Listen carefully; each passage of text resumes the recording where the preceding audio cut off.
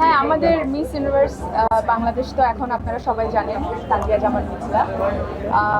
আমি বলবো কি বিচারকদের মধ্যে একজন ছিলাম এবং ওর সাথে আরও যারা ছিল, যারা প্রেজেন্টে পার্টিসিপেট করেছে সবাই ভালো করেছে, কিন্তু শুধু তো বাংলাদেশের জন্য না, তিনি আসলে বিশ্বে আমাদের বাংলাদেশকে রিপ্রেজেন্ট করবে। তো সেই জায়গা থেকে মনে হয়েছে যে সে সব দিক থেকে মিথিলা সব দিক থেকে পারফেক্ট এবং পরিশ্রমী একজন নারী, অনেকে স্ট্রাগল করেছে।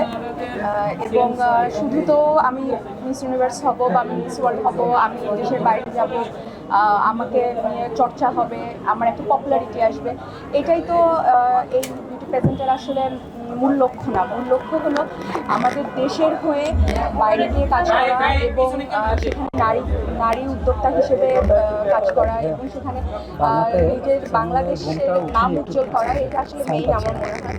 তো সে জায়গা থেকে আমি বিশ্বাস করেছি এবং আমরা যারা ছিলাম প্যানেলে আমরা বিশ্বাস করেছি যে আমাদের সেই গৌরবের জায়গাটা রাখবে এবং সেখানে এসে আমাদের পরিচয় করবে আমাদের বাংলাদেশের অনেক সুন্দর সুন্দর জিনিসগুলো। আসলে বাংলাদেশ সম্পর্কে ওয়ার্ল্ডের সবাই কিন্তু জানে।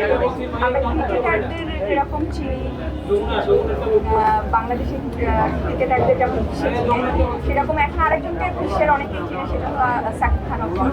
তো এরকম আমি চাই যে আমাদের বাংলাদেশ থেকে আরও অনেকেই বিশ্বের পৌঁছে যাক এবং নানানভাবে যাক, সেটা সিনেমার মাধ্যমে হোক, সেটা ক্রিকেটের মাধ্যমে হোক বা সেটা এরকম প্রেজেন্টের মাধ্যমে হোক। এটা অনেক গর্বের এবং বাংলাদেশ 2025 তো সবাই দোয়া করবেন ওর জন্য এবং আমাদের সবার জন্য।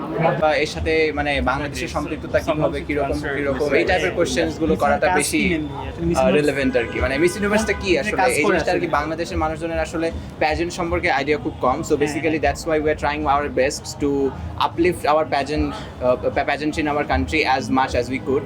এই জন্য আর কি আমরা মিস ইউনিভার্সের একটা আয়োজনে আমরা সবাই এসেছি। সো মিস ইউনিভার্সিটির কোশ্চেনগুলো আমরা বেশি আর কি এক্সপেক্ট করবো আপনাদের কাছ থেকে, যে মানে মিস ইউনিভার্সটা কি আসলে। মিস ইউনিভার্স হচ্ছে আসলে it's probably 74th edition will be happening in Thailand.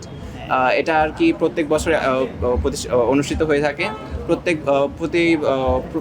মোটামুটি মনে হয় 90টি দেশ থেকে আসে, 90-এর অধিক দেশ থেকে আসে রিপ্রেজেন্ট করতে আসে একটা সিঙ্গেল স্টেজে। অ্যান্ড একজন ওমেন ক্রাউন হয়, women of substance with definitely. The winner who is chosen are very they are multi-talented.